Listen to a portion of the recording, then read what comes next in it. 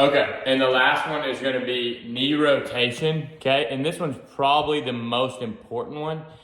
There's a lot of ways you can rig this up, kind of once you understand it, but one of them you can do is just kind of being on your butt or whatever's comfortable. It's not comfortable like this, you can set like this, but the key is rotating your foot all the way in like that, and then you want to kind of rotate the bone around it where you can feel a stretch in the outside. So for me, actually, if I'm like this, I can get a little bit more torque that way.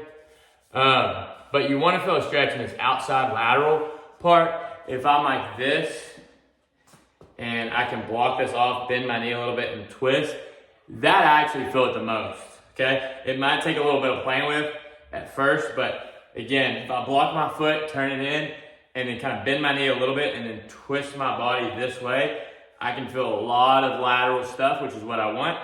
And then from here, pels, I can push my foot into the ground as if I was gonna spin the ground this way, right? As if I was gonna come out of the stretch. And I can just ramp that up to as hard a contraction as I can hold. Hold for 10, 15, 20 seconds, relax, and then rails, I'll try to spin my heel out and try to turn in more. So I'm not turning this bone, the femur bone, I'm keeping it still. If anything, trying to rotate it more this way, which just torques my knee even more, which is great, as I try to just turn this tibia bone more. So spinning that heel and really squeeze. It's not gonna move, but I'm gonna asymmetrically try to contract it more. So that's gonna be for internal rotation. That stretch is gonna be huge, especially if you can learn to really feel it like you're supposed to.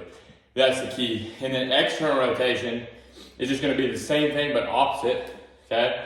So you would turn your foot out like that, and then you can pivot on it, okay? And you can a lot of times, I'll use a door or something to block this foot, but that would work too. I can feel that pretty good. Again, I like to use a door or something to block it. And for example, let me take this plate.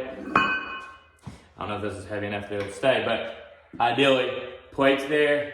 Yeah, I can definitely feel that. And now I'm rotating the femur bone this way, or trying to turn my body this way as my foot's going the other way, right? And so again, I want to feel an opening side stretch. So this one, you want to feel it actually on the inside, okay? Pels, I'm pushing into this plate, which I can actually move the plate, but you want to keep something that you can't move.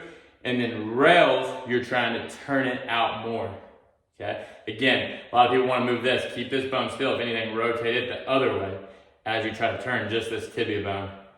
And squeeze that. I can really feel that fire and relax. See if I can rotate more. I can feel more of a stretch. That one's gonna be huge. I would really try to do it every day.